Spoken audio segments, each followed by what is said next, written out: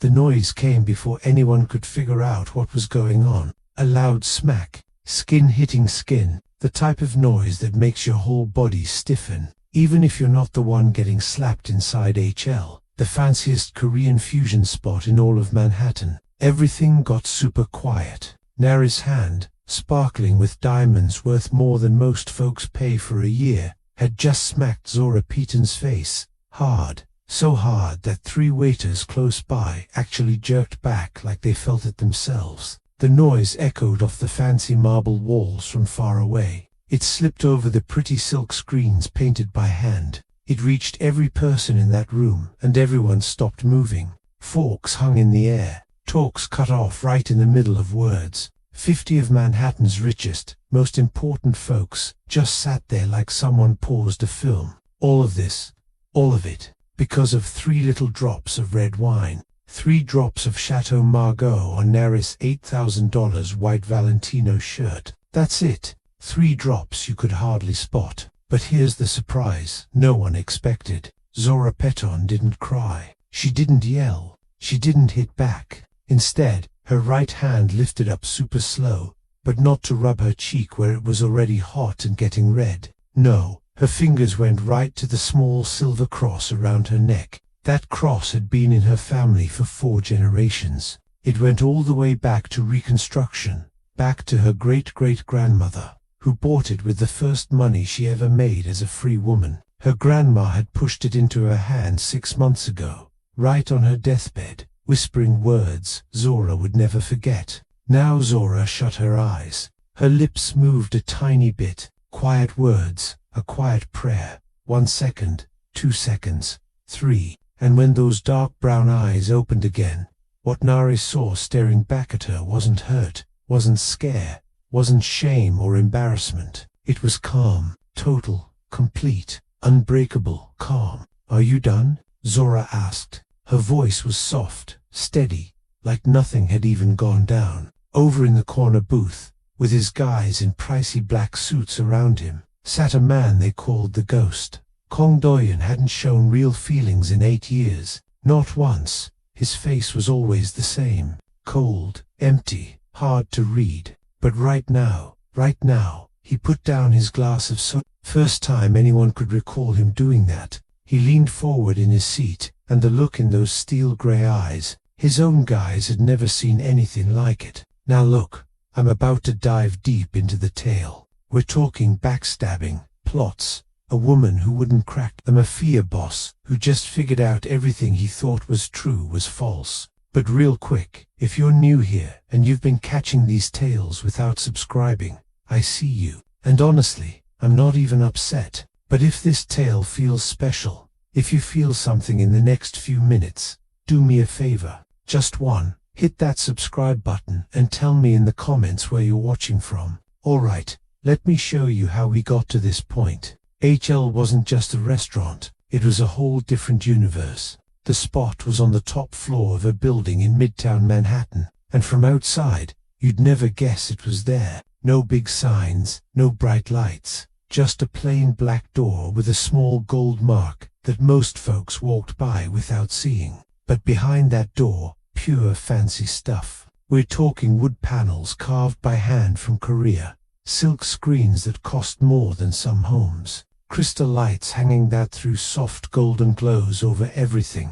The tables were spread far, so talk stayed private. The chairs were so comfy you could sit for hours without noticing. And the food, don't even start me. Korean barbecue that melted in your mouth, mix-up dishes that blended old ways with new tastes, a wine list thicker than a dictionary. But HL wasn't famous for its food, not really. It was famous for what happened between bites. This was the spot where billion-dollar deals got done over bowls of bulgogi, where politicians shook hands with business folks under the soft shine of candles, where secrets got swapped like money, and promises got locked with pricey champagne. Everyone who counted in New York knew about HL, and everyone knew the unspoken rule: whatever goes down at HL stays at HL. At least that's how it ran until tonight. Zora Peten had been working at HL for 2 years, 26 years old, grew up in Brooklyn, the kind of woman who didn't whine,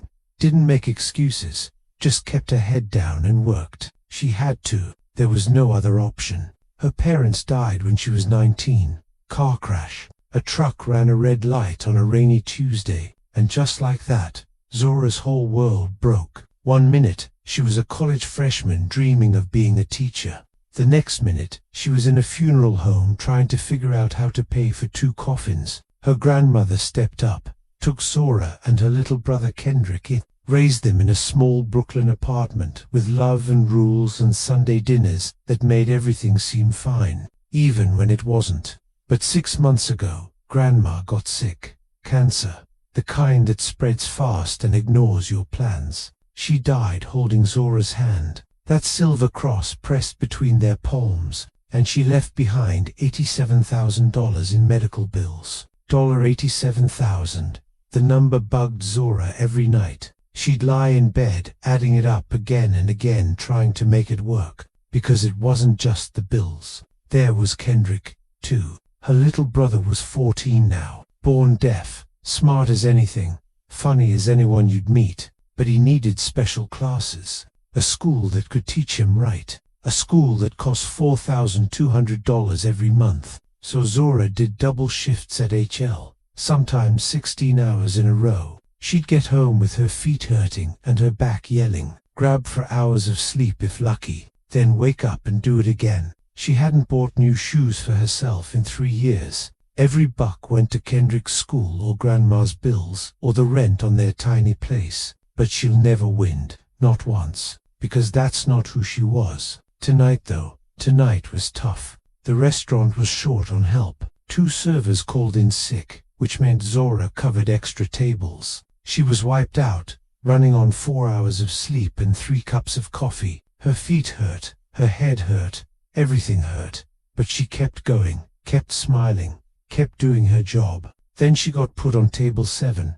Nari was the kind of woman who walked into a room and expected everyone to notice. Tall, beautiful in that sharp, pricey way. Designer clothes, designer bag, diamonds hanging from her ears and fingers and wrists. She moved like she owned every spot she stepped in. And for a while, she kind of did. See, Nari used to date Kong Doyeon. 2 years they were together. She was basically Korean royalty in some groups. The girlfriend of the most powerful guy on the East Coast. Doors opened for her. People bowed. Nobody dared say no to what she wanted. But then Dojin ended it 6 months ago. Out of nowhere, he just ended it. No real reason, no second shots, just done. Nari had been trying to get back in ever since, showing up at his spots, his events, anywhere he might be, hoping he'd change his mind, hoping to show him what he was missing. Tonight, she was at HL with 3 of her fancy friends, drinking too much wine and getting louder with every sip.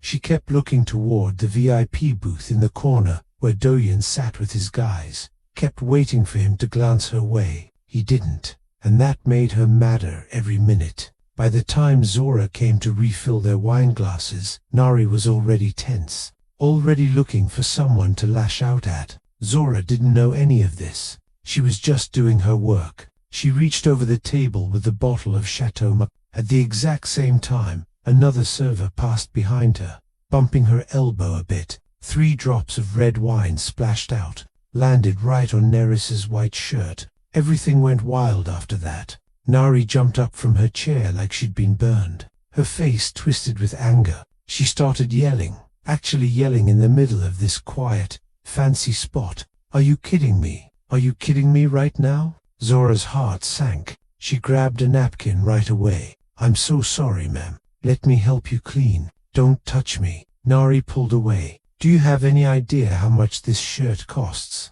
Do you? It's Valentino. $8,000. And your clumsy, worthless self just ruined it. Everyone was staring now. The whole place. Talks stopped. Forks frozen in the air. Ma'am, I'm truly sorry. It was an accident. Please let me. And that's when Nari's hand came up fast. Hard. The slap echoed through the whole room. Zora's head snapped to the side. Her cheek burst with pain. She could taste a tiny bit of blood where she bit her lip inside. The room got dead quiet. The head chef stood still behind the kitchen window, soup ladle dripping on the floor without him noticing. The sommelier held a $3,000 bottle of wine in the air, not moving. At table 12, a group of businessmen paused their multi-million-dollar talk. Pricey pens hanging over unsigned papers. Franklin Gaines, the 58-year-old restaurant manager with silver hair and tired eyes, gripped the host stand so hard his knuckles went white. In 22 years at HL, he'd never seen anything like this. And in the VIP booth in the corner, Kong Doyen sat perfectly still. His guys around him held their breath, waiting to see what he'd do. But Zora didn't look at any of them. She just stood there for a moment, her cheek burning, her heart pounding. Every eye in the room on her, waiting for her to cry, waiting for her to run, waiting for her to fall apart. Instead, her hand went up to that silver cross. She closed her eyes, said a silent prayer. 1 second, 2, 3.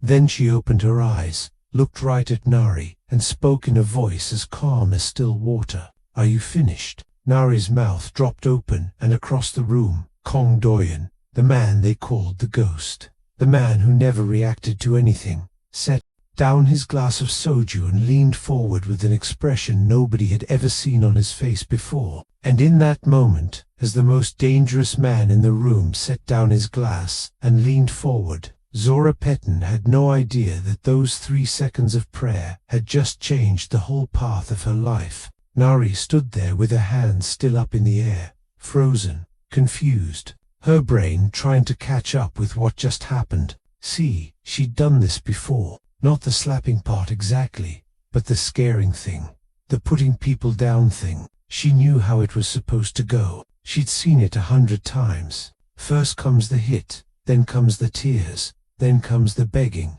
the saying sorry, the desperate asking for forgiveness. That's how it always worked. That's how the world worked when you had money and power and connections. But this waitress, this nobody in a cheap uniform with tired eyes, hadn't followed the script. She'd touched her necklace. She'd closed her eyes. She'd prayed, for God's sake. And then she'd looked right at Nari and asked, casually, anything. "Are you finished?" Like Nari was a kid having a fit. Like that slap meant nothing. Something twisted in Nari's chest. Embarrassment, confusion, and under it all, a anger so hot it made her sight blur. Her hand came up again, ready to swing. That's when she heard the footsteps. Kong Doyen moved like a man who owned the ground under his feet. Slow, on purpose, each step hitting the marble floor like a drumbeat, like a warning. The whole restaurant followed him with their eyes, even though everyone acted like they weren't looking. The businessmen at table 12 suddenly found their plates real interesting. A woman near the window studied her wineglass like it held the secrets of the universe. The servers along the wall pressed themselves back, trying to disappear. From the shadows near the entrance, a man came out. Tammany, Doyen's bodyguard, tall, built like a fighter with eyes that missed nothing. He moved when Doyen moved, staying a few steps behind, ready for whatever came next. Nari watched Doyen approach, and for just a second, her heart jumped. Maybe he was coming to defend her. Maybe he still cared after all. Maybe this was her moment. She dropped her hand, fixed her face into something softer, let her eyes go wide and hurt. But Doyen walked right past her. He stopped between her and Zora, his back to the waitress. His eyes locked on Nari, and what Nari saw in those steel-gray eyes made her blood go cold. Nothing. Absolutely nothing. No warmth, no love, no memory of what they used to be. Just ice. Doyen. Nari started, reaching for his arm. "Baby, I don't." One word. Quiet. But it cut through the air like a blade. Nari's hand stopped mid. "You struck a woman," Doyen said. His voice was low, barely above a whisper, but somehow it carried through the whole room. "In my restaurant, in front of my guests, over wine. She ruined my blouse." Nari's voice came out higher than she meant it to. Desperate. "This is Valentino $8,000. And this clumsy little eye don't care about your blouse." Nari blinked. "What? I don't care if she spilled an entire bottle on you. I don't care if she set your clothes on fire." Doyen's eyes never left hers. Never blinked. "You lost control in public. In my place, you made a scene that every person in this room will remember. I was defending our reputation. Our reputation. Something flickered in Doyen's expression, something almost like disgust. There is no hour anymore. There hasn't been for 6 months. And even when there was, you had no reputation worth defending. Nari felt the words hit her chest like bullets. You lost whatever reputation you had, Doyen continued. The moment you lost control over 3 drops of wine, the moment you raised your hand to someone who couldn't fight back, the moment he showed everyone in this room exactly who you really are. Tears started forming in Neri's eyes. Real ones this time, not the fake kind she usually used to get her way. Doyen, please. I made a mistake. I was upset. He raised his hand slightly. Just a small gesture, but it was enough. Tammany stepped forward. Take Miss Yoon home, Doyen said, his voice flat and final. She's had too much to drink. She won't be returning tonight. Doyen, you can't be serious. She won't be returning at all. The whole restaurant heard it. Everybody, pretending not to listen, heard every single word. Nari Yoon, the woman who used to walk into HL like she owned the place, was being kicked out, banned in front of everyone who mattered. The humiliation hit her all at once. She could feel the stares, the whispers that would start the second she left. By tomorrow, everyone in their circle would know. By next week, it would be all anyone talked about. Taman's hand closed around her elbow, firm, but not rough. Professional, like he was handling a package that needed to be delivered somewhere else. Nari yanked her arm away, but she knew it was over. There was no winning this. As Tammany guided her toward the door, Nari turned back, not to look at Doyen, to look at Zora. The waitress was still standing there, still calm, still holding that stupid silver cross, like it was some kind of shield. Nari's eyes narrowed. Her lips barely moved as she spoke, but Zora heard every word. This isn't over. Then she was gone, disappearing through the restaurant door with Tammany right behind her. The room let out a breath it didn't know it was holding. Slowly, talks started up again. Forks started moving again. The restaurant tried to act like everything was normal, even though nothing would ever be normal again. But Zora didn't move, because Kang Doyen had finally turned around. He looked at her, really looked at her, took in the bruise already blooming purple on her cheek, the slight swelling near her eye, her hands still resting on that silver cross, and her face completely dry. Not a single tear. Most people couldn't hold Doyen's gaze for more than a few seconds. Something about those eyes made you want to look away, made you feel like he could see straight through you. But Zora didn't look away. She just waited. You didn't cry, Doyen said finally. Not a question, an observation. No, why not? Zora's answer came without waiting, like she'd known this question was coming her whole life. Because tears don't pay my bills, and they don't keep my brother in school. Something shifted in Doyen's expression, just for a second, so fast you'd miss it if you blinked. He nodded toward her necklace. The cross? Tell me about it. Zora's fingers tightened around the small silver pendant. It belonged to my great-great-grandmother. She bought it after Reconstruction with the first money she ever earned as a free woman. It's been passed down through 4 generations. My grandmother gave it to me 6 months ago, right before she died. And you used something that precious to pray for the woman who just struck you. No, sir.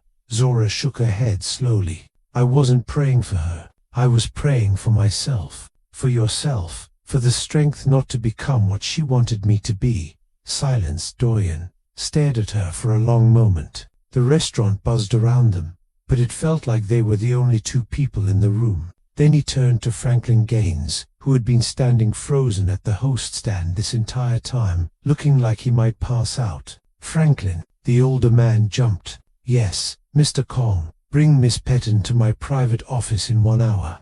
Franklin's face went pale. Sir, 1 hour, don't be late. And with that, Kong Doyen walked back to his VIP booth, like nothing had happened. His men parted for him. He sat down. He picked up his glass of soju again, but he didn't drink it. He just held it, eyes far away, thinking about something nobody else could see. Franklin rushed over to Zora. The second Doyen was back in his seat. Child, What did you do? His voice was shaking. His eyes were wide. In 22 years I've worked here, I have never seen that man speak that many words to anyone. Not his business partners, not his family, nobody. Zora didn't have an answer. She was still trying to process everything herself. Just finish your shift, Franklin said, wiping his forehead with a handkerchief. Clear your tables, stay out of trouble and pray. Child, pray hard.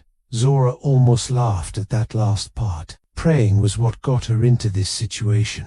But she didn't laugh. She just nodded. Yes, Mr. Gaines. The rest of the night felt like walking through a dream. Zora went back to work, cleared dishes, refilled water glasses, smiled at customers who looked at her like she was some kind of zoo exhibit. But everything had changed, and everybody knew it. The other servers kept their distance. Some of them looked at her with fear, like she'd caught some kind of disease they didn't want to catch. Others looked at her with something else, something like hope, like maybe if this waitress could stand up to people like Nari and survive, maybe there was hope for all of them. Zora ignored the looks. She focused on her work, one table at a time, one dish at a time. But her hands had started trembling now that the adrenaline was fading, and the bruise on her cheek throbbed with every heartbeat. When she got to table 7, the table where everything had happened, she paused. Nari's wineglass was still there, still had a little bit of red wine at the bottom.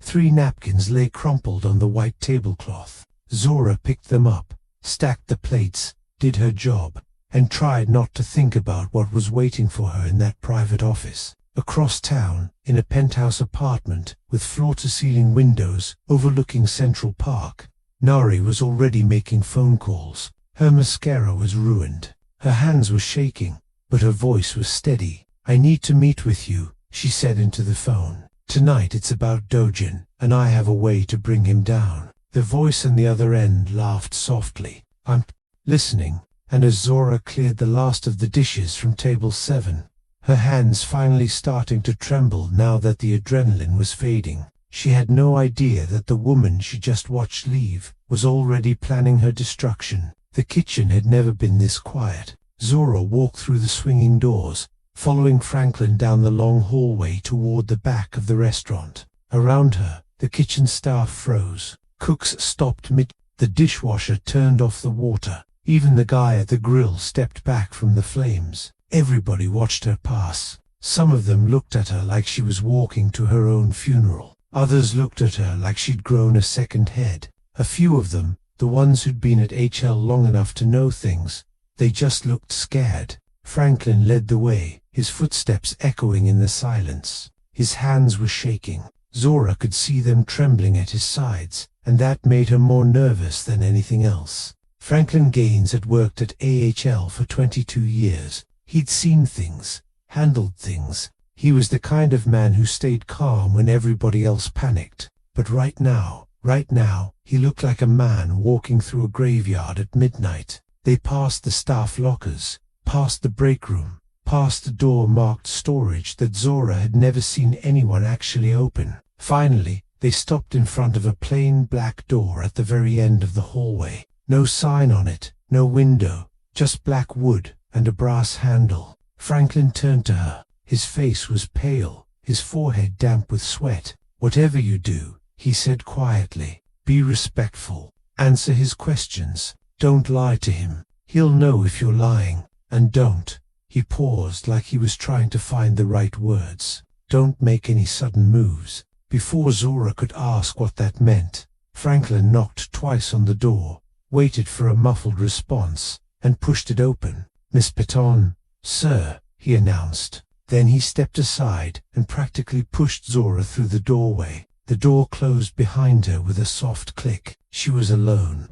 The room was darker than she expected. One small lamp sat on a desk in the corner, throwing golden shadows across the walls. The curtains were drawn, no windows visible. The only other light came from a fireplace on the far wall, where flames crackled softly, casting dancing patterns across everything. Zora took it all in with quick glances. Brooklyn habit. When you walk into a new space, you learn it fast. Where's the exit? Who's in the room? What can be used as a weapon if things go sideways? She spotted the Korean writing on the walls, beautiful brush marks she couldn't read. A small Buddhist shrine in the corner with incense burning low. Bookshelves with old books. A desk that looked expensive but barely used. And there, in a leather armchair by the fireplace, sat Kong Doi. He wasn't behind the desk like a boss in an interview. He was relaxed, or as relaxed as a man like him probably got, legs crossed, one hand on the armchair, the firelight dancing across his face, making his features look sharper, more dangerous. A second chair sat across from him, empty, waiting. "Sit," he said. Not a request, not an invitation, just a word. Zora walked toward the chair, but she didn't rush. She moved slowly, still checking the room, still reading the space, the way the shadows fell, the distance to the door, the fact that there was no one else here, no bodyguard, no assistant, no witness. She sat down. Doyen studied her for a long moment before speaking again. "You're observant," he said finally. "Most people rush in. They're so nervous they don't see anything. But you were reading the room." "I grew up in Brooklyn, sir." Zora kept her voice steady. "You learn to read a room quick, or you don't grow up at all." Something flickered in Dojan's eyes. Interest maybe, or respect. Hard to tell with a face that gave away nothing. "Tell me about your family," he said. Zora waited a second. "What do you want to know?" "Everything." So she told him. She told him about Kendrick, 14 years old, deaf since birth, smartest kid she knew, funny as anything with a smile that could light up a whole room. He went to a special school that actually knew how to teach him. Sign language, regular subjects, everything. Cost $4,200 every single month. She told him about her parents, the accident, how one rainy Tuesday had ripped her whole world apart, how she'd been 19 years old, standing in a funeral home, trying to figure out how to bury two people when she could barely afford to feed herself. She told him about her grandmother, how she'd stepped in without question, taken both kids under her wing, raised them with love and discipline and faith. Sunday dinners, Bible verses, that silver cross pressed into Zora's palm as the monitors beeped slower and slower. "She died 6 months ago," Zora said quietly. "Left behind $87,000 in medical debt, hospital bills, treatments that didn't work. I'm still paying it off." Doyen's expression didn't change, but his eyes stayed locked on hers. "2 jobs," Zora continued. "Sometimes 3. HL pays the best, so I take every shift I can get. 16-hour days, 4 hours of sleep if I'm lucky. Everything I make goes to Kendrick's school, or my grandmother's debt, or the rent." "How long have you been living like this?" "Since I was 19, so 7 years." The fire crackled. Somewhere in the restaurant, a door opened and closed. Faint sounds of the kitchen starting to clean up for the night. Doyen nodded slowly. Then his eyes dropped to her necklace. "The cross. May I see it?" Zora's hand went to her throat automatically. Protective. That cross hadn't left her neck since the day her grandmother died. "I don't take it off," she said carefully. Doyen didn't push, just waited. After a moment, Zora lifted the cross up, holding it out toward the firelight, so he could see it without her removing it. The small silver pendant caught the flames, glowing warm. Doyen leaned forward slightly, studying the worn metal. The tiny words engraved on the back, so faded you could barely read them anymore. "By grace through faith," he read quietly. "Your great-great-grandmother's—" "Yes, she bought it with the first money she ever earned as a free woman. It's been passed down ever since." Silence. The fire popped. A log shifted. The shadows danced. When Dojan spoke again, his voice was softer than before. Still controlled, still distant, but different somehow. "My grandmother had something similar," he said. "A jade pendant, green, like the mountains where she grew up in Korea. She said it contained our family's honor. She wore it every day until she died."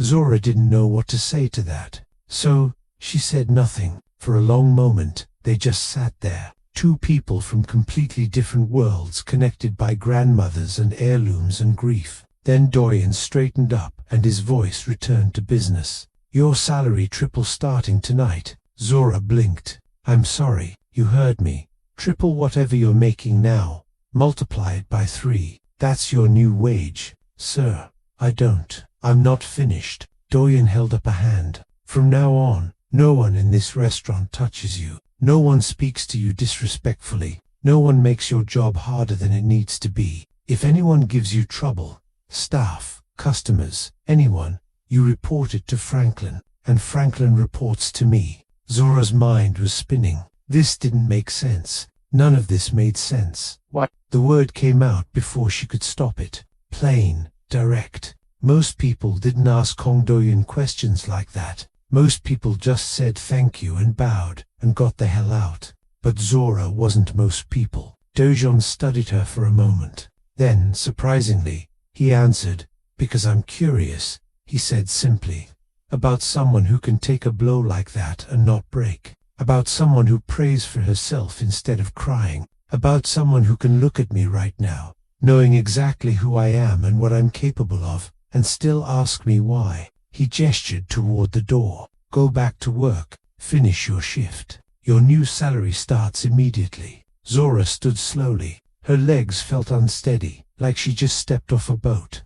But she made her way toward the door, trying to process everything that had just happened. Her hand was on the doorknob when Dojon spoke again. Miss Petone. She turned back. He was still sitting in that armchair, firelight dancing across his face, eyes reflecting the flames. The woman who hit you tonight, she wasn't always like that. She was different once, kinda, but power changed her. Money changed her. He paused. Don't let it change you. Zora stood there, hand on the door, looking at the most dangerous man she'd ever met. A man who just tripled her salary for reasons she couldn't understand. A man who defended her against his own ex-girlfriend. A man who had a Buddhist shrine in his office and memories of his grandmother's jade pendant. With all respect, sir, she said quietly, I've never had power or money, so I guess we'll never find out. She opened the door and stepped through behind her. She could have sworn she heard something. A small sound, quick and soft, almost like a laugh. The rest of the night passed in a blur. Zora finished her shift on autopilot, cleared tables, took payments, said goodnight to co-workers who looked at her like she'd just returned from the moon. Franklin found her as she was clocking out. Well, he asked, voice tight with worry. What happened? What did he say? He tripled my salary, Zora said, still not quite believing the words coming out of her own mouth, and told me nobody's allowed to bother me anymore. Franklin's jaw dropped. He stood there for a full 10 seconds, just staring. In 22 years, he muttered, shaking his head. 22 years. He didn't finish the sentence. He didn't need to. At 2 a.m., Zora went down into the subway. The platform was mostly empty. Just a few late-night folks, and a homeless man sleeping on a bench. The bright lights buzzed overhead, casting everything in that harsh white glow that made everyone look tired. Zora leaned against a pillar, waiting for her train. Triple salary protection. Why? She replayed the talk in her head, tried to find the catch, the trick, the angle, because there was always an angle. Nobody gave you something for nothing. That was the first rule of surviving Brooklyn, of surviving being poor, of surviving life. But she couldn't find it, couldn't figure out what Doyen wanted from her, what he expected, what she was supposed to give in return. The train came. She got on, found a seat in the corner where she could watch the whole car. Brooklyn habit. As the subway rattled through the dark tunnels under Manhattan, Zora touched the silver cross at her throat. What did I get myself into, Grandma? She whispered. No answer. Just the rumble of the train and the flickering lights and the long ride home. But as she went down into the subway at 2 a.m., Zora couldn't shake the feeling that she just signed some kind of invisible deal, and she had no idea what the terms really were. Nari slammed the door of her penthouse so hard the fancy vase in the entryway wobbled. Get out! She screamed at her driver, who had followed her upstairs to make sure she was okay. All of you out. The man backed away quickly, hands raised. He'd worked for Nari long enough to know when to disappear. The elevator doors closed on his worried face, and then Nari was finally alone. The Upper East Side penthouse, all white marble and glass walls and views of Central Park, felt too big and too small at the same time. She paced across the living room, heels clicking against the floor like angry little hammers. Her whole body was shaking, not from fear, from rage. The embarrassment kept replaying in her mind like a video she couldn't turn off. Being walked out of HL in front of everyone, all those eyes watching, all those whispers that would start the second she left, kicked out like some bad kid who'd had too much to drink. And all because of what? A waitress, a nobody in a cheap uniform who didn't know her place. Nari grabbed the crystal bottle from her bar cart and threw it across the room. It exploded against the wall in a shower of glass and expensive bourbon. It wasn't enough. She picked up a vase next, a wedding gift from some distant relative, and smashed that, too. Better, but still not enough to kill the hot, sick feeling in her chest. 2 years. Nari and Doyen had been together for 2 years. She had been the perfect girlfriend, beautiful, cultured, connected to all the right families. She knew how to dress, how to entertain, how to make his business partners feel comfortable. She knew when to speak and when to stay silent. She'd been raised for exactly this role, to be the elegant, smart partner to a powerful man. And she'd really thought it was leading somewhere. She was supposed to be his wife, his queen, the woman who stood beside him as he built his empire bigger and bigger. But then 6 months ago, he'd ended it. Just like that. No warning, no real explanation. Just a talk in this very apartment, his voice calm and distant. This isn't working anymore. I think we should end things. When she'd asked why, begged why, he'd simply said, "We want different things, Nari. And I don't think that's going to change." He'd walked out, and that was it. Nari had called, texted, shown up at his office. Nothing worked. It was like hitting a wall of ice. So, she'd changed plans. Started showing up at places she knew he'd be. His restaurants, his clubs, his events, always looking perfect. Always with the right people. Always making sure he saw her. Tonight was supposed to be her big moment. A chance to remind him what he was missing. She'd worn his favorite dress, planned exactly what she'd say if he came to her. Instead, she'd gotten knocked down like she was nothing, less than nothing. And all because of that waitress, with her stupid necklace, and her calm eyes, and her, "Are you finished?" Nari grabbed another vase, threw it harder this time. After the third vase, she finally stopped, stood in the middle of her wrecked living room, breathing hard, hands still trembling. This wasn't helping. Breaking things wouldn't fix anything, and it definitely wouldn't make Dojin pay. She needed something else. Someone else. Nari walked to her bedroom, brushing glass bits off her clothes as she went. In her nightstand, behind a stack of fashion magazines, was a phone. Not her regular phone, the one everyone knew about, but a second one, a burner. She only used it for one person. Her fingers hovered over the screen for just a second before she made the call. 3 rings, then a voice, smooth, amused, like the person on the other end had been expecting this all night. "Let me guess," Kong Jun-woo said. "He embarrassed you again." Jun-woo wasn't supposed to be at the nightclub. He had meetings in the morning, important ones, with people who didn't like to be kept waiting. But when Nari called at midnight, sounding like she was one breath away from a complete breakdown, he changed his plans, because Nari had info, and info was power. He sat across from her in the private VIP room, watching her down her third vodka martini. Her hands had mostly stopped shaking. Her eyes were dry now, burning with something much more useful than tears, hatred. "So, let me get this straight," Jun-woo said, leaning back in the leather booth. "You slapped a waitress over some spilled wine. Doyen stepped in, kicked you out, and you think this is useful to me, because he looked at her." Nari snapped. "You don't understand." He looked at her, Jun-woo, like she was something special, like she mattered. He looked at a waitress. "So what?" "No, you don't get it. In 2 years together, he never once looked at me the way he looked at her tonight, like he was actually seeing her, and he spoke to her in front of everyone."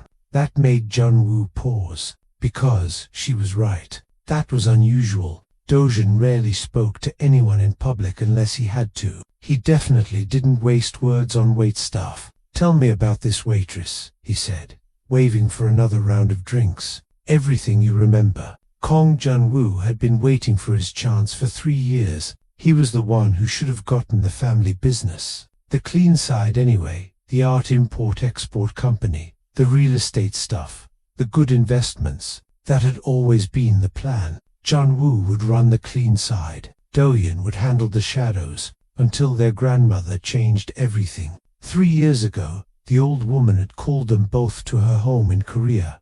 Jun-woo had flown in from New York, expecting to finally get what was his. Instead, she'd said that Do-yeon would take over everything, both the legal stuff and the underworld ties. Her reason was simple. He has steel in his soul. You do not. 3 generations of family business gone in one sentence.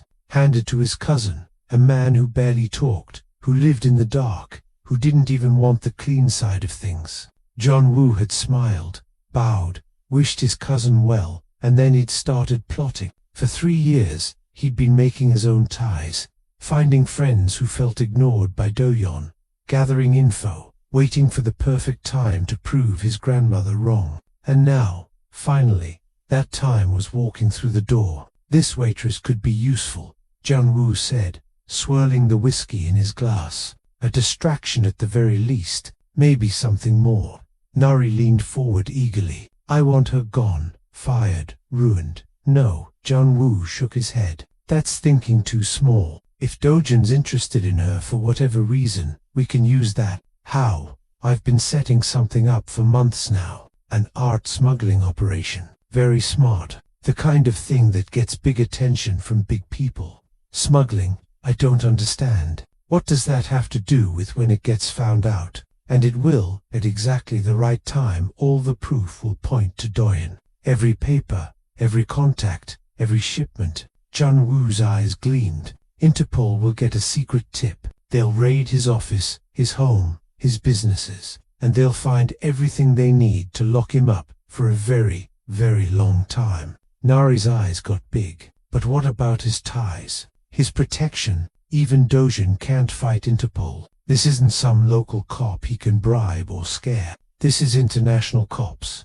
And I've made sure the proof is solid. And the waitress, she's inside his world now. If he's showing interest in her, he might let her see things, tell her things. She might become a weakness we can use." Jun-woo leaned back, his mind already thinking through the options. "And when Do-yeon falls, guess who will be right there to pick up the pieces, to comfort his poor grandmother, to suggest that maybe I should take over the family business in this hard time." A slow smile spread across Nari's face. "And what about me? What do I get?" Jun-woo reached across the table, took her hand. "Anything you want, dear Nari. Spot, power, revenge, and a front row seat to watch Do-yeon lose everything just like he took everything from us." The plan was coming together, but they needed one more piece. "What about the restaurant manager?" Nari said, the vodka making her thoughts sharper, darker. "Franklin Gaines. He's been there forever, knows all of Do-yeon's routines, his meetings, his contacts. Would he help us? Not on purpose. He's loyal forever, been with Do-yeon's family for decades. Then we need to find his weakness." Jun-woo pulled out his phone. "Everyone has one. Everyone." He made a quick call, spoke in fast Korean, then hung up with a happy smile. "My people will check Mr. Gaines. If there's anything to find, they'll find it." Across town, in a small apartment in Queens, Franklin Gaines sat at his kitchen table. His wife of 32 years was asleep in the bedroom, peaceful and unaware. In front of Franklin was a stack of papers, casino bills, loan notices, final warnings from debt collectors, and a letter from the retirement account company showing a balance of 0, all their savings gone. Franklin put his head in his hands and cried quietly. He'd started gambling 2 years ago, just small bets at first, horses, sports games, nothing big. Then he'd found the underground poker games, the private casinos, the loan sharks who were so friendly when you borrowed, and so scary when you couldn't pay. He owed $157,000 now. Money he didn't have, would never have. They'd given him 3 days to come up with the first payment. After that, they'd start taking things. His house, his car, his wife. What am I going to do? He whispered to the empty kitchen. Dear God, what am I going to do? His phone rang, making him jump. Unknown number. His hands shook as he answered. Hello, Mr. Gaines, said a voice he didn't know. I think we can help each other. Across the city in a tiny Brooklyn apartment, Zora Petton slept better than she had in months. For the first time since her grandmother died, she didn't wake up in the middle of the night figuring bills, didn't stare at the ceiling doing desperate math in her head. Triple salary. It would pay off her grandmother's debt in a year instead of 5. It would cover Kendrick's school with money left over. It would mean 1 job instead of 3. It would mean sleep, real sleep. Her hand rested on the silver cross at her throat, and she dreamed of her grandmother's smile. And while Zora Petton slept peacefully for the first time in months, her brother's school paid, her grandmother's debt smaller. The woman who had slapped her was sharpening knives in the dark. The war had begun. Zora just didn't know she was a soldier yet. 2 weeks can change a lot. 2 weeks ago, Zora Petton was sinking in debt, working herself to the bone, and barely keeping up. Now she had space to breathe. Her grandmother's medical bills weren't gone, but they were doable. Kendrick's school was paid through the end of the year. She'd even bought herself a new pair of shoes. Nothing fancy, just comfy ones that didn't hurt her feet after a 12-hour shift. She still worked hard. That hadn't changed, but the desperate feeling was gone. The constant knot of worry in her stomach had loosened. For the first time in years, she wasn't one bad thing away from total fall. But something felt wrong. Zora couldn't figure it out at first. Just a feeling, a sense that things at HL weren't quite right. Whispered talks that stopped when she walked into the break room. Servers who used to be friendly, now avoiding her eyes. And Franklin was the weirdest of all. He'd basically vanished. When she did see him, he'd rush through their chats, looking everywhere but her face. His hands shook more than usual. Dark circles had formed under his eyes like he wasn't sleeping. Twice now, she'd caught him in the back alley on his phone, talking in a low, urgent voice. Both times he'd hung up when he saw her. Something was definitely wrong. Okay, this is where things start getting twisted, and I know some of you are already hooked. I can tell by the watch time. If you haven't subscribed yet, this is your sign. This story is about to go places you're not expecting. Hit that subscribe button and tell me in the comments where you're watching from. Alright, let's keep going. Franklin, can I talk to you for a minute? Zora had finally cornered him in the wine cellar on a Tuesday night. The restaurant was slow, just a few tables, and he couldn't say he was too busy. Franklin nearly dropped the bottle he was holding. Zora, I didn't hear you come in. That's because you've been avoiding me for 2 weeks.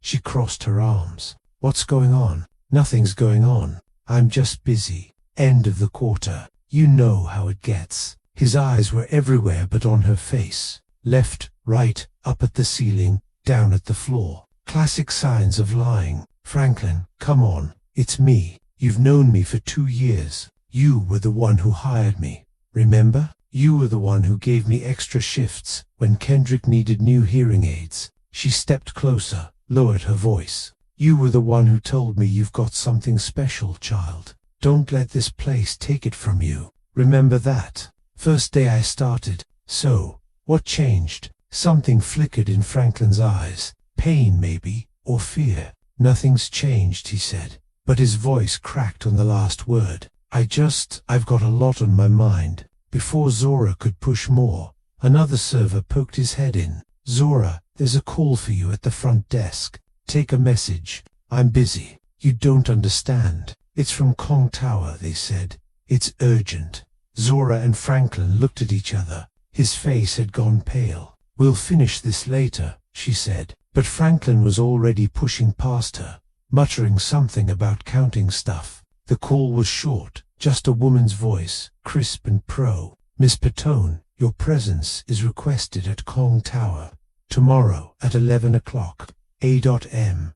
A car will pick you up at your apartment. Mr. Kong doesn't like to be kept waiting. That was it. No reason, no room for questions. Zora hung up the phone, feeling like she'd just been called by royalty. In a way, she had. Kong Tower stood in the heart of Midtown Manhattan, a shiny tower of glass and steel that rose 68 stories above the city. Unlike HL hidden behind a plain door, Kong Tower showed off big. The company name was in elegant silver letters across the lobby entrance. Kong Industries, the clean side of Dojin's empire. Art imports and exports, real estate, investments, all totally legal, at least on paper. The car dropped Zora at the private entrance where a security guard was waiting for her. He didn't smile, didn't talk, just took her to an elevator that needed a keycard to work. Top floor, he said, swiping the card. He's expecting you. The elevator shot up so fast her ears popped. When the doors opened, she stepped into a world totally different from the dark. Close space of HL Doyen's office was all light and open. Floor-to-ceiling windows showed a full view of Manhattan. Modern art hung on white walls. Everything was smooth, simple, pricey in a quiet way. A woman at a glass desk looked up as Zora came near. "Miss Petton, Mr. Kong is ready for you." Zora followed her down a hallway, suddenly aware of her plain dress and old bag. She hadn't known what to wear to meet a billionaire at his office, so she'd picked her best dress, navy blue, simple, the one she saved for special times. But around all this glass and steel and perfection, she felt way out of place. The woman opened a door at the end of the hall and waved for Zora to go in. Doyen was standing at the window, hands behind his back, looking out over the city like a king checking his land. He didn't turn when she came in. "Miss Petton," he said, "thank you for coming. Did I have a choice?" The words slipped out before she could stop them. Now he did turn, and for a split second Zora could have sworn she saw fun flicker across his face, but it was gone so fast she might have made it up. "Please sit." He pointed to a chair in front of his desk. This office was different from the private room at HL, brighter, more open, but Dojon himself was the same, still in control, still watchful, still showing nothing in his face. He sat across from her, hands folded on the shiny desk. "You've been at HL for 3 weeks since our last talk," he said. "You're observant. Tell me what you've seen." Zora waited. Was this a test? It felt like a test. "Everything, sir," or something specific. "Everything." She took a deep breath and decided to be honest. Brooklyn taught her that when you're in deep trouble, the truth is usually the only thing that keeps you going. "Something's wrong with Franklin," she said. "He's scared of something or someone. He makes phone calls in the back alley when he thinks nobody's watching. His hands shake all the time now. He can't look me in the eye." Doyen's face didn't change, but he leaned forward a bit. "What else?" "The staff is different around me. Some treat me better now. I guess they heard about my raise. Others avoid me completely like I've got some kind of disease they don't want to catch. And the guests, most are the same. They don't really see servers. We're just hands that bring food. Faces they forget as soon as they leave." But she paused, thinking about how to say this next part. But Dojon prompted, "There are a few who look at me too long like they're trying to remember my face. 3 men in particular. They've come in twice now, always sitting at table 15. Always when my shift is ending." Something flickered in Doyen's eyes. Interest maybe, or worry. "Would you know these men if you saw them again?" "Yes, definitely." Doyen nodded slowly, as if she'd said something he already guessed. "You notice things, Miss Petton. Most people don't. They go through life with their eyes half shut, seeing only what they think they'll see." He stood, walked to a cabinet on the far wall, and came back with a folder. "I have an offer for you." Zora stared at him. "An offer?" "I'm growing the clean side of my business. The art world specifically. It's a tricky space full of rich clients, hard relationships, and valuable stuff." He opened the folder, showing photos of art galleries, auction houses, and people in fancy clothes, holding champagne glasses. "I need someone who can move between worlds. Someone smart enough for galleries, but streetwise enough to spot trouble before it happens. Someone who can go to events, meet clients, and tell back what they see." He paused, A cultural helper, if you will. Zora's mind was spinning. Sir, I don't know anything about art. You can learn. What matters is that you see people clearly, that you notice what others miss. And my job at HL, you'll keep it for now. Cover will be useful, but your main duties would be here. Doyen closed the folder. The salary is $200,000 per year, plus full help for your brother's school. Not just his current one, but college, too. When the time comes, Zora felt like someone had punched her in the chest. $200,000 a year. That was more money than she'd ever dreamed of making. It would clear her grandmother's debt in months, not years. It would mean a better apartment, better chances for Kendrick. It would change everything. But there had to be a catch. There was always a catch. Why me? She asked, voice steadier than she felt. You have people who've been with you for years. People who are trained for this sort of thing. Exactly. Doyen's eyes never left hers. They've been with me for years. Everyone knows their faces. No one knows yours. He paused. And more importantly, I watched you take a blow without breaking. That tells me more than any resume could. Zora sat with that for a moment, turning it over in her mind. I need to think about it, she said finally. Dojen's eyebrows rose a bit. Clearly, that wasn't the answer he was used to. Most people don't ask for time, he said. They just say yes. Most people haven't learned what I've learned, sir. Zora met his gaze steadily. Nothing free is ever really free. For a moment, they just looked at each other across the desk. Then Doyen nodded. You have until tomorrow, he said. The car will pick you up at 9 a.m. for your answer. On the subway home, Zora couldn't stop thinking about the offer. $200,000. Kendrick's school guaranteed. A whole new world opening up. It could change everything. But what would she be getting into? What would Doyen really want from her? And why her? Why now? The questions spun in her head as the train rumbled through dark tunnels. She touched the silver cross at her throat, closed her eyes, and whispered a prayer for help just like her grandmother had taught her. When she opened her eyes, an older woman across the aisle was watching her with a gentle smile. That's a beautiful cross, the woman said. Thank you. It was my great-great-grandmother's. Must be special to have lasted so long in the family. Zora nodded. She bought it with the first money she ever earned as a free woman. The woman's smile got deeper. Then I'd say it knows something about making hard choices for the right reasons. The train stopped at Zora's station as she stood to leave. The woman added, trust your gut, honey. It knows the answer even when your head is still asking questions.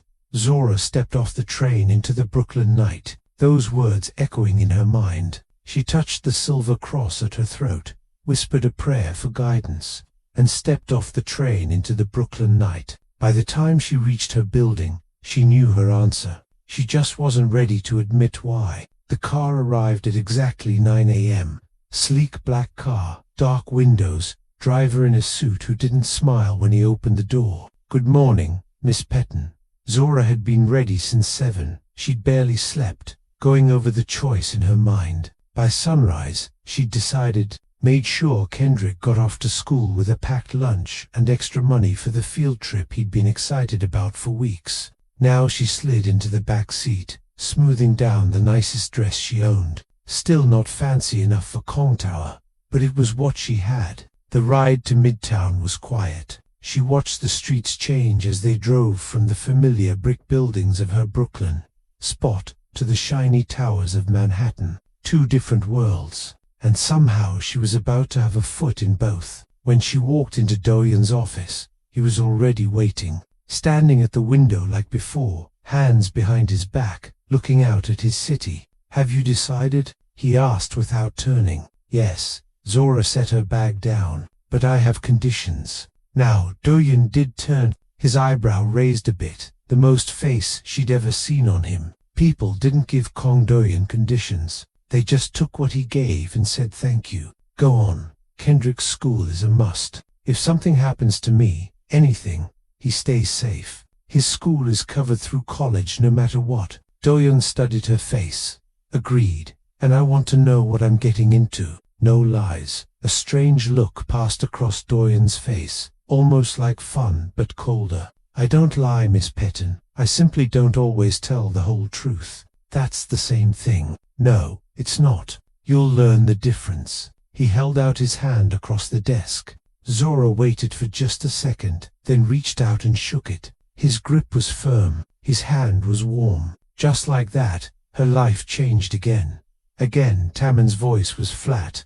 No feelings. He stood in the center of a training room in the basement of Kong Tower, arms crossed, watching Zora with eyes that missed nothing. I already did it twice, she said, trying to keep the mad out of her voice. Again, Tammany repeated, this time, tell me how many exits, how many potential weapons, and which person is carrying a gun. Zora sighed and turned to face the wall of photos. Restaurant insides, gallery openings, hotel lobbies, crowded events full of rich people in fancy clothes. First photo, the restaurant has 3 exits, front door, kitchen, and what looks like a service entrance in the back corner. Potential weapons include the steak knives on the tables, the heavy crystal candle holders, and the fire extinguisher by the bar. The man in the blue suit at table 12 is carrying a shoulder holster. You can see the slight bulge under his left arm. She moved to the next photo. Gallery opening. 2 visible exits, probably a third behind that curtain. Weapons limited to the champagne bottles, the metal sculpture stands, and the fire axe in the case on the far wall. The security guard by the door has a pistol, obviously, but so does the woman in the red dress. Small caliber, ankle holster, right leg. Taman's face didn't change, but he nodded a bit. You learn fast. Brooklyn taught me. Zora shrugged. You just gave me the words. 3 days of hard training. Day 1, reading rooms, learning to check any space the second she entered. Counting exits, spotting possible weapons, finding threats before they found her. Day 2, reading people, body moves, tiny face changes, the small signs that show when someone is lying or hiding something. Look at the eyes. Tammany said, right and up means they're making up a picture lie. Left and down means they're pulling up a bad feeling they're trying to hide. Day 3, reading situations, spotting traps before they shut. Understanding when a talk wasn't just a talk, when a business meet had a hidden reason, when a friendly smile had bad plans. By the end of the 3rd day, Tammany was showing her how to defend herself. Basic moves, how to break a hold, how to get away if someone grabbed her, how to use everyday things as weapons if she had to. You won't need this, he said as he showed how to use keys as a quick weapon. You'll have protection, but just in case. In case what? Tammany didn't answer, but his eyes said everything. The art world was like stepping onto another planet. Private galleries hidden in old warehouses, auction houses with security tighter than most banks, collectors who talked about paintings like they were old pals. Zora took it all in with big eyes, trying to take in everything at once. The names, the history, the unspoken rules about who could buy what, who was allowed to bid, whose money was okay and whose wasn't. The art itself doesn't matter as much as the people who want it, Doyen explained as they walked through a gallery after hours. Just the 2 of them and the nervous owner who kept wringing his hands. It's about who's buying, who's selling, who's desperate, who's showing off. Zora nodded, remembering faces in the photos the gallery owner showed them. Collectors, dealers, rivals. It was its own language, and surprisingly, she was getting good at it. She could name a painter by their brush marks now, could tell the difference between a real old thing and a smart fake, could spot which clients were really into the art, and which ones were just using it to clean money or impress friends. You have a good eye, Doyen said after one meet when she rightly spotted a fake signature on a supposedly rare print. Most people wouldn't have caught that coming from him. It felt like the best praise ever. While Zora was learning to handle the tricky art world, Kendrick was doing great. With the money worry gone, his school life had totally changed. He didn't have to stress if his sister could pay for the class trip or new books or special programs anymore. For the first time, he could just be a kid. He was making friends, real friends, kids who were learning sign language, just to chat with him. During their video calls, his hands would fly as he signed about his day. His face lit up with joy Zora hadn't seen in years. "Something's different about you," he signed one night. "You're not tired anymore." Zora smiled, her hands moving back. "I found something, Kenny. I don't know what yet, but it feels like hope." She didn't tell him exactly what she was doing, just that she had a new job, a better one, that things were going to be easier now. The less he knew about Kang Do-yeon, the better. But in all the changes, Zora hadn't forgotten about Franklin. She still worked at HL 3 nights a week. Cover, as Do-yeon called it, a way to keep her old life while building her new one. And Franklin was still acting weird. Worse even. The shaking in his hands had gotten so bad he dropped a tray of glasses last week. His face was grey with tiredness. He jumped at small noises like a man waiting for a hit. Zora started watching him more carefully, staying later after her shift. Coming in early, one night she caught him meeting someone in the alley behind the restaurant. A man in a dark coat, face hidden in shadows. They talked quick. Franklin's shoulders were hunched, his body showing fear. The man handed him an envelope. Franklin took it with shaking fingers. Zora couldn't see the stranger's face, couldn't hear what they said, but she remembered everything else. Height, build, the way he moved, the fancy. Watch that shined when he reached out. She filed it away, waited for the right time to bring it up. As the weeks passed, something unexpected started happening.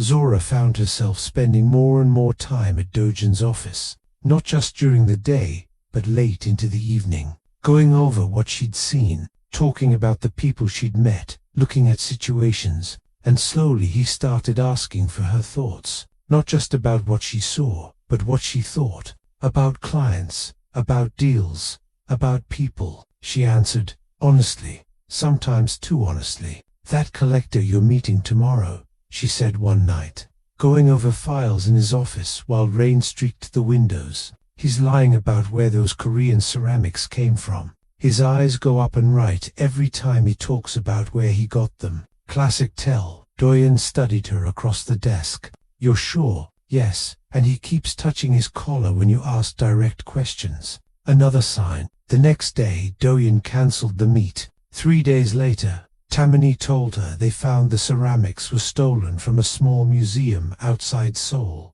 The collector had been trying to use Kang Industries to make stolen goods seem real. "You were right," Do-yeon said when she got there that evening. He didn't say more. He didn't need to, but something had changed between them. A layer of ice had melted.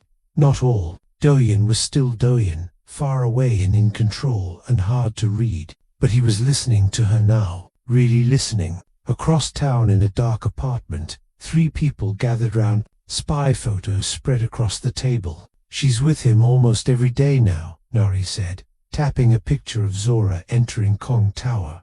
"What is he thinking? She's nobody. A waitress." "She's more than that now," Jung-woo replied, looking at the images. "He's bringing her to meets, showing her to people. She's becoming seen and weak." The third person added, sliding forward a folder, "which means it's time." The plan was taking shape, the pieces moving into place.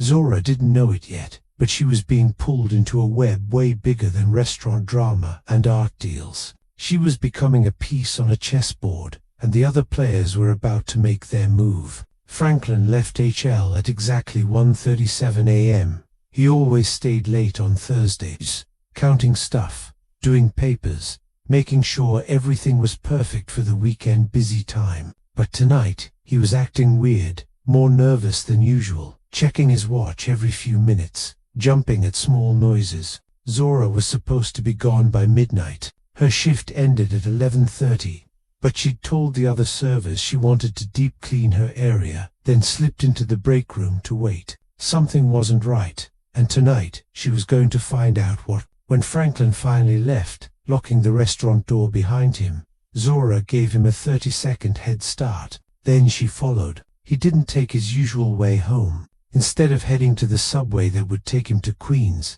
he went deeper into the factory part of the area, past closed warehouses, through narrow alleys between empty buildings. Zora stayed about half a block behind, keeping to the shadows like Tammany had taught her. Step quietly, stop when he stops. Use parked cars and doorways for cover. Don't stare right at your target. Your eyes catch light, even in the dark. Franklin didn't look back once. He was too focused on where he was going, too caught in his own thoughts to notice the shadow following. After 15 minutes of walking, he stopped in front of a narrow staircase going down to a basement door. A dim red light glowed above it. The only sign this wasn't just another empty storefront. No sign, no name, just red light. And a steel door. Franklin looked around once, then went down the stairs and knocked. 3 quick taps, 2 slow. The door opened. Light spilled out. Franklin went in. The door closed.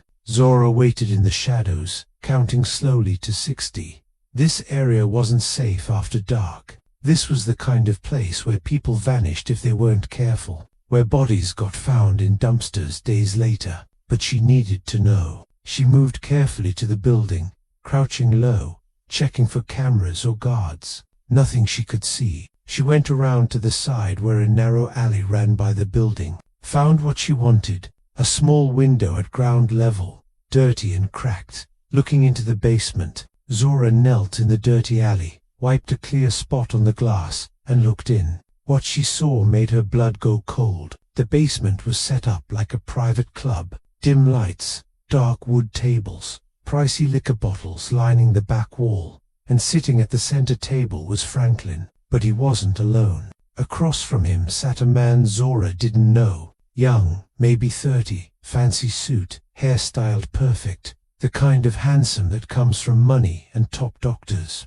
And beside him, Nari, the woman who had slapped Zora, the woman whose hand still showed up in Zora's dreams sometimes. Zora pressed her ear against the crack in the window frame, trying to catch their words. The glass muffled most, but bits came through. Running out of time. The handsome man was saying the girl is the key. Nari's voice sharp with hate. Doyen trusts her. Interpol is ready to move. The man again. Gallery opening next week. Zora strained to hear more. The handsome man was talking about art now. Shipments, papers that needed to be planted. Something about customs forms and check certificates. Franklin's voice broke through, cracking with feeling. I didn't want any of this. But my wife, the debt, too late for regrets now, the man replied coldly. You're in too deep, Mr. Gaines. Nari leaned forward, her face lit from below by a small table lamp,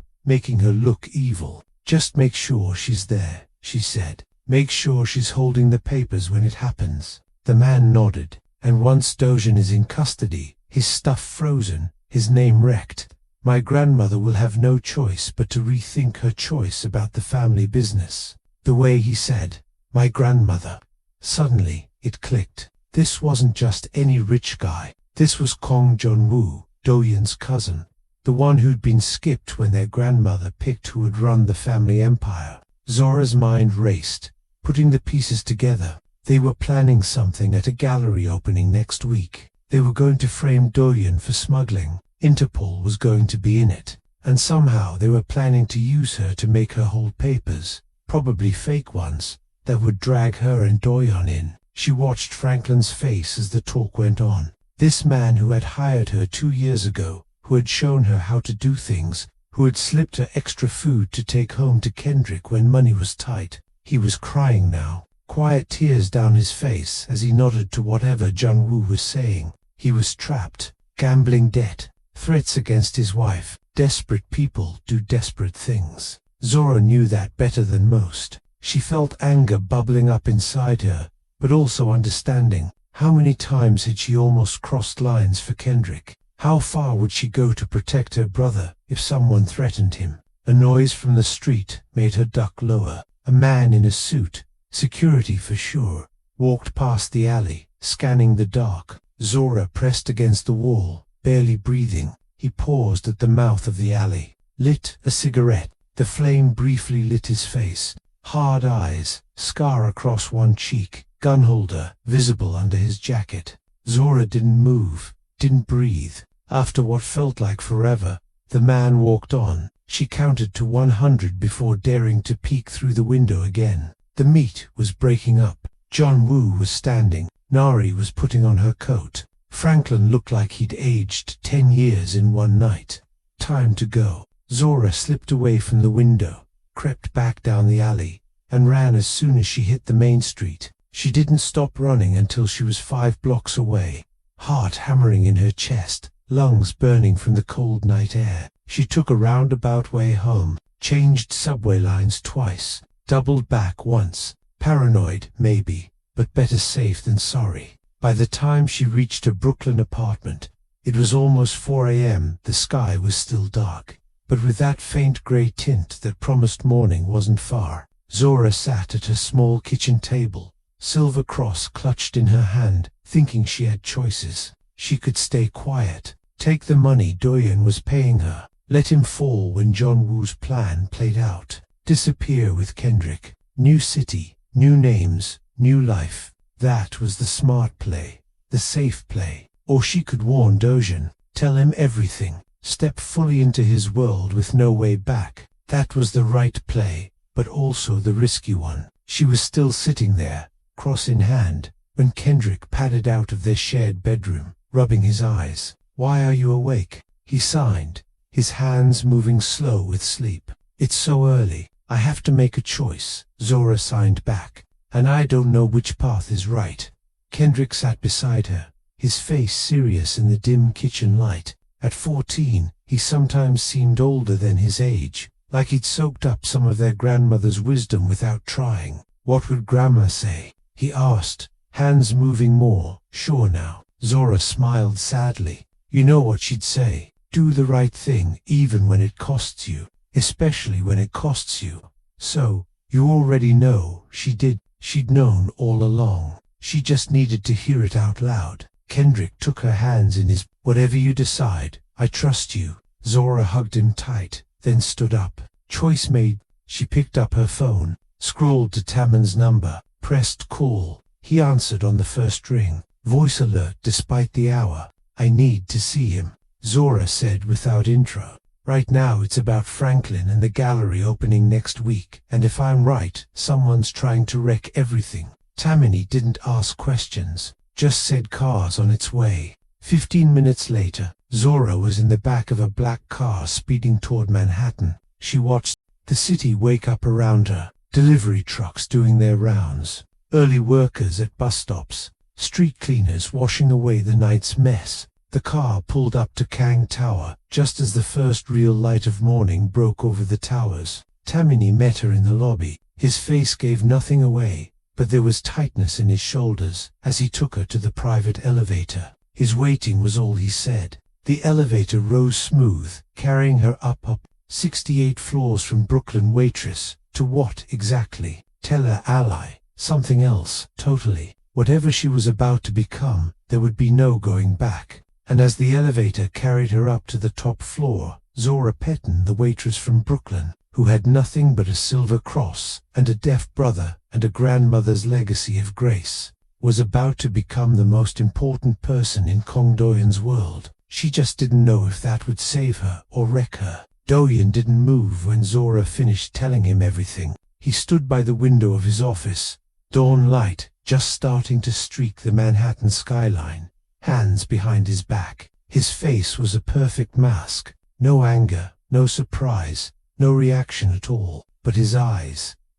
were different. Something burned there. Something cold and dangerous, like watching ice catch fire. "Show me," he said finally. Zora pulled out her phone, handed it to him. The night before, she'd managed to take a few photos through that dirty basement window. They weren't great. Blurry, dim, shot at a weird angle, but they were clear enough. You could see Franklin's tear-streaked face, John Woo's fancy suit, Nara's hateful smile. Doyen scrolled through them slowly. His face didn't change, but his fingers tightened round the phone until his knuckles went white.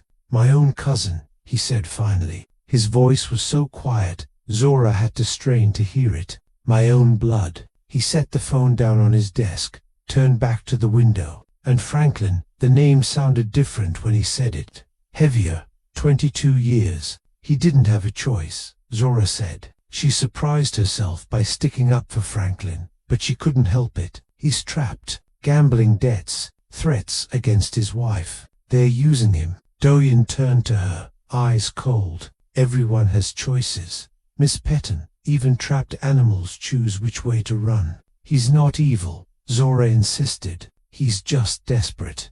Doyen's voice was sharper now. That doesn't make him less dangerous. Sometimes it makes him more so. He crossed to his desk, hit a button on his phone. Tammany, come in. The door opened right away. Tammany stepped in, eyes going between Doyen and Zora, reading the tightness in the room. We have a problem, Doyen said. For the next hour, they planned, not hiding, not running, not cancelling the gallery opening that was set for 3 days later. We go, Doyen said. We attend, we let them think their plan is working. But if Interpol is in it, Zora started. Doyen cut her off with a small wave. I have someone inside. The raid will be turned around and the proof they're planning to plant will lead straight back to John Woo. A cold smile flickered across Doyen's face. We flipped the trap. They think they're the hunters. They're the prey. Tammany nodded, already typing notes into his tablet. What about Franklin? Leave him for now. He's more useful if he thinks his plan is still good. The surprise on his face when everything changes will be more real that way. Zora's mind was spinning, trying to keep up. And me?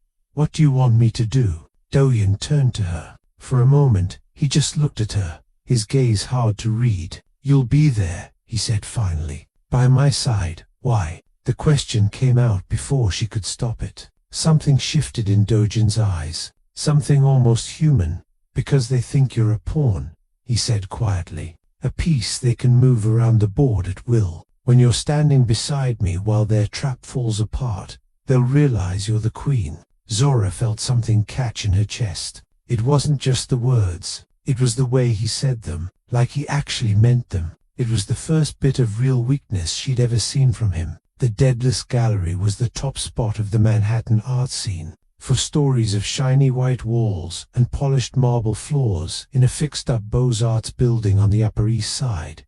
High ceilings, dramatic lights, the kind of space that made even okay art look big. Tonight though, the art was anything but okay. Lost treasures of the Joseon dynasty read the banner above the entrance. Inside, priceless Korean things from the 14th to 19th centuries filled the cases. Porcelain vases, jade figures, delicate ink paintings on silk scrolls. Many of the pieces had never been shown outside Korea before, and Kong Industries was the main backer, which made Doyen the main guest. Zora stood in front of the mirror in a private dressing room at Kong Tower, barely knowing herself. The dress Doyen had given was midnight blue, simple but fancy, quiet enough that she didn't look like she was trying too hard, pricey enough that no one would question her being there. Her hair was up, her makeup light but perfect, done by a pro who'd come to her apartment that morning, sent by Tammany. Only one thing stayed the same, the silver cross at her throat. When she'd paused, wondering if it was too plain for such a fancy event, Doyen had just said, "Keep it. It's who you are." Now, she touched it gently, getting strength from the worn metal, from the generations of strong women who had worn it before her. "Ready?" Tammany asked from the doorway. Zora took a deep breath. "Ready?" By 8 p.m., the gallery was full of New York's top folks. Museum bosses in custom suits, fancy ladies with jewels, critics from big art mags already tipsy on free champagne, collectors worth billions, eyeing the displays with smart interest. And in the center of it all, Kong Doyen moved through the crowd like a shark through water. Smooth, strong, feared. Zora stayed beside him just as planned. She smiled when Wright answered questions when asked, kept her eyes open, her senses sharp, waiting. At 8:30, they came. Kong Jun-woo entered like a man who already owned the spot. Tailored suit, perfect smile, a small group of helpers behind him, and on his arm, in a blood-red dress that hugged every curve, was Nari. They saw Doyen and Zora right away. Jun-woo's smile slipped for just a second. Nari's eyes narrowed with hate. This wasn't how it was supposed to go. Zora wasn't supposed to be standing beside Doyen.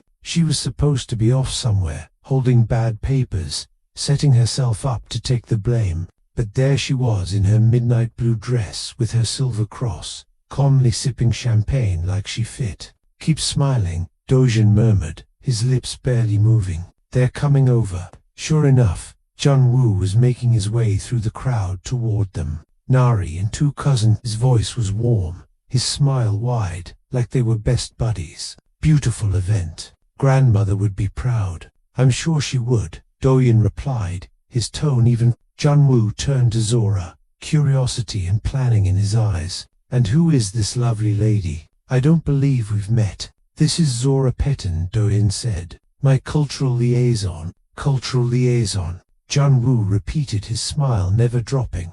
That's unexpected. She sees things clearly, Doyen said, more clearly than family sometimes. The smile stayed on Jun-woo's face, but his eyes got hard. He got the message. Nari didn't bother hiding her dislike. She looked Zora up and down, lip curled a bit. I remember you, she said. The waitress with the necklace. You're certainly moving up in the world. Zora met her gaze calmly. Nice to see you again, Miss Yoon. You don't belong here, little waitress, Nari whispered, leaning in like sharing a secret. Playing dress-up doesn't change what you are. And yet, here I am, Zora replied, her voice steady as stone. Strange how that works. At precisely 9 p.m., the gallery doors opened again. A group of men and women in dark suits entered, serious, moving with purpose. Jun-woo saw them first. A smile of happiness spread across his face. He stepped a bit away from Dojin, like getting distance from what was about to happen. Right on time, he murmured to Nari. The agents moved through the crowd, heading straight for Jun-woo. His smile fell into confusion as the lead agent stopped right in front of him. Kang Jun-woo, the agent asked, though it wasn't really a question. Yes. Jun-woo looked past the agent toward Doyen, eyes wild with sudden getting it. What is the meaning of this? The agent pulled out a badge. Interpol. You're under arrest for international art smuggling, paper faking, and bad plotting. This is silly. Jun-woo's voice rose, getting looks from across the gallery. I'm not. You can't. He's the one you want. He pointed a finger at Dojin, but the agent was already reading him his rights as the others moved to stand by him. Nari tried to back away to vanish into the crowd, but Tammany was there suddenly, his hand firm on her arm. I think you should stay, Miss Yoon, he said quietly. There are some questions about your part. The crowd was buzzing now, phones out, whispers flying. The art world loved nothing more than a mess, and this one was happening right in front of them. Proof showed up, papers, talks, shipping records, all pointing to a fancy smuggling run by Jun-woo, not Doyen. All the proof they had planned to use against Doyon now flipped and pointing at them. This is a setup, Jun-woo yelled as the agents led him to the door. My cousin is framing me. This isn't real. But his yells didn't work. The proof was too strong, too real. Just like he had planned for In the mess, Zora spotted Franklin. He stood against the wall, watching everything happen with wide eyes. Relief and shame fought on his face. She made her way over to him. I'm sorry, child, he whispered when she got there. I never wanted to know. Zora touched his arm gently. Doyen paid off your debt, all of it. Your wife's retirement is safe. Franklin's eyes filled with tears. Why would he do that? Because I asked him to. Zora squeezed his arm. But you have to leave the city, Franklin. Tonight. Start fresh somewhere else. He nodded, tears streaming down his face now. Your grandmother would be so proud of you. I know she would, Zora said softly. That's why I couldn't let you fall. The gallery cleared fast after the arrests. No one wanted to hang around for the after, except for the reporters who waited outside like birds, waiting for words. Dojin handled it all with his usual cool way. Just the right shock about his cousin's back, just the right help with the cops. Through it all, Zora stayed beside him. The queen on the chessboard, the waitress who changed everything, as the police took Jun-woo past them toward the waiting cars. Nari, still firm in Taman's grip, twisted around to spit one last curse. This isn't over, little waitress. But Zora didn't flinch. She'd taken worse hits, and she was still standing. 1 week after the gallery face-off, life had shifted again. The headlines were everywhere. Kong Jun-woo arrested in international art smuggling mess. The business pages couldn't stop. A respected art dealer, heir to one of Korea's oldest family businesses, caught right in it, trying to smuggle priceless things. And Doi, his name was barely said, except as the hurt cousin who'd helped cops find the scheme. His name wasn't just okay, it was stronger than ever. The clean side of Kong Industries saw prices going up as money folks got sure. The dark side, well, that ran smoother, too, though nobody talked about that part. Zora watched it all from a weird new spot, not quite outside anymore, but not fully inside either. Somewhere in between, with one foot in each world. She still worked at HL 2 nights a week for looks, Doyen had said, though she thought he knew she wasn't ready to leave that part of her life fully. But now, everyone treated her different. The servers bowed their heads a bit when she passed. The kitchen staff saved the best food for her breaks. Even the customers seemed to sense something had changed, though they couldn't say what. The girl with the silver cross wasn't just a waitress anymore. She was something else, something more. Nari was gone. That's what Tammany told Zora when she asked. Just gone, no charges. Dojin had made sure, not out of kindness, but because a trial would bring bad looks. Instead, Nari had been sent away, not just from New York, but from any city where Doyen had ties, which was most, stripped of her fancy standing, cut off from the strong friends who'd once liked her. Last seen getting on a private plane to somewhere far. Will she be back? Zora had asked. Tammon's face stayed blank. Not if she wants to live. The word sent a chill down Zora's back, a reminder of exactly what world she was now in. Franklin came to see her 3 days after the gallery. Zora was surprised when he knocked on her apartment door. She hadn't thought she'd see him again. He looked different already. The constant shake in his hands was gone. The chaste look in his eyes had faded. He stood straighter, like a man who'd set down a heavy load after carrying it too long. I'm leaving tonight, he said, standing awkward in her tiny living room, heading south, starting over. I'm glad, Zora said, and meant it. You deserve a fresh start. Franklin nodded, then reached into his bag and pulled out a beat-up old book. The cover was faded, the spine cracked from years of use. He held it out to her. My grandmother's cookbook, he said. Southern recipes passed down through the family for when you need to remember where you came from. Zora took it carefully, touched by the gift. Where will you go, Charlotte? My wife's sister has a place. We'll be okay. Franklin's eyes were damp. 22 years at HL, and I threw it all away over some stupid bets. You made a mistake, Zora said gently. We all do.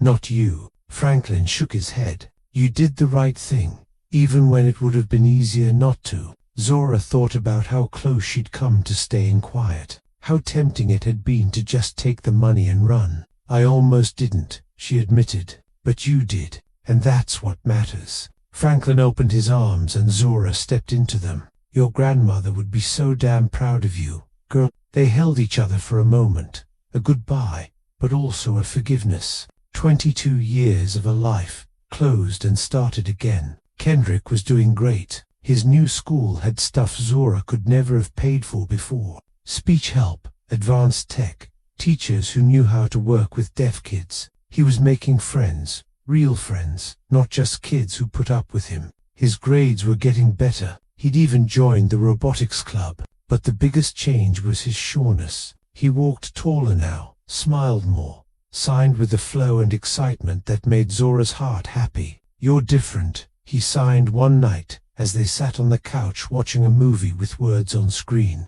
Bigger, somehow. I don't feel bigger, Zora signed back. I just feel like me. Maybe for the first time. Kendrick studied her face. He'd always been good at reading people, better than most who could hear, because he'd spent his life watching faces, body moves, the things people didn't say out loud. You're not scared anymore, he signed. That's it.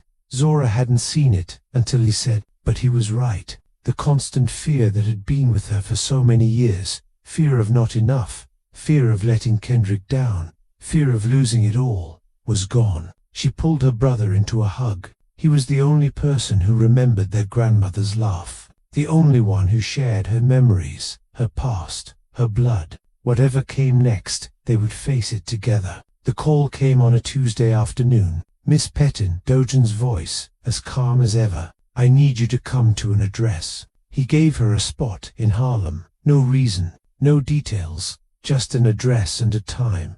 Zora had learned not to ask questions. She just said she'd be there. When she got there, she found an old brownstone on a quiet street. Nothing fancy, but solid, well-kept, the kind of building that had stood for 100 years and would stand for 100 more. She climbed the steps, knocked on the door. No answer. She tried the handle. It turned inside. She found herself in a warm lit hallway. Shiny wood floors, brick walls painted soft cream, photos lining the walls, community events, kids in school uniforms, families standing proud in front of new homes. At the end of the hall was an open door. A sign beside it read, "The Hannah Kong Foundation."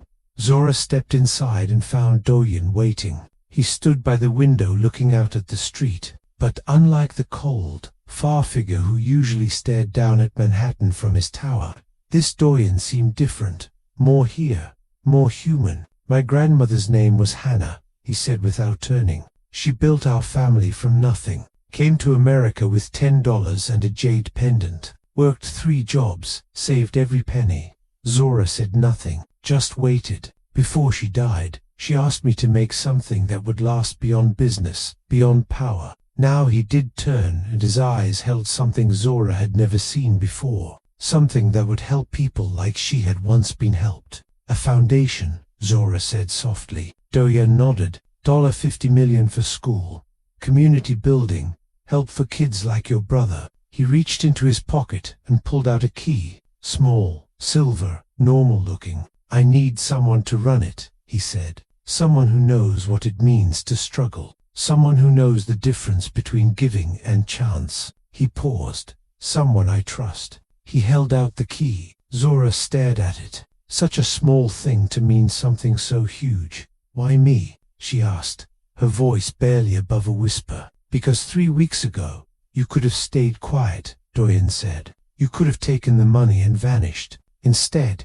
you risked everything to warn me." His eyes held hers. "That tells me who you are." Slowly, Zora reached out and took the key. It felt heavier than it looked. "And if I take this," she said, "what are we? What is this thing between us?" For once, the ghost seemed almost unsure. A flicker of weakness crossed his face. "I don't know yet," he admitted. "I've never trusted anyone this fast. It's new for me, too." They stood in the quiet office, afternoon light coming through old windows. 2 people from totally different worlds. A waitress from Brooklyn with a silver cross and a legacy of dignity. A businessman from Korea with a jade pendant and an empire of shadows, joined by backstabbed trust and something neither was ready to name. The moment stretched between them, fragile and new. Then the front door banged open, breaking the quiet. Zora Kendrick's voice too loud, the way deaf people sometimes speak when excited. He burst into the office, Tammany following behind with a sorry look. Kendrick stopped short when he saw Dojan straightened up, tried to look proper. Then he saw the office, the photos, the foundation sign. His eyes went wide. "Is this real?" he signed, hands flying with excitement. Zora smiled, her own hands moving back. "I think so. I think this is where we're supposed to be." Kendrick turned to Dojan, studied him carefully, the way he always checked new people. Then his hands moved slow on purpose so Zora could say it if needed. "Thank you." Doyen looked at Zora. "What did he say?" "He said, 'Thank you.'" Something changed in Doyen's face. A softening, a crack in the shield he'd worn for so long. "Tell him he's welcome," he said quietly. "Tell him," he paused, and for the first time, his voice caught a bit. "Tell him I also know what it's like to be saved by a grandmother. And that's the story. A waitress who got slapped for spilling wine. A mafia boss who set down his glass for the first time in 8 years. A woman who prayed for herself instead of crying. And a world that changed because one person refused to break. Now look, if this story did something for you, if you felt something, if you're sitting there with that feeling in your chest, this is the moment. I put real time into these stories, real heart, and all I'm asking is that if you're watching this and you haven't subscribed, just tap that button. It takes 1 second, but it means the world. Hit that subscribe button and tell me in the comments where you're watching from. Tell me if you saw yourself in Zora. Tell me what your grandmother taught you. Tell me whatever's on your heart. I'll see you in the next story.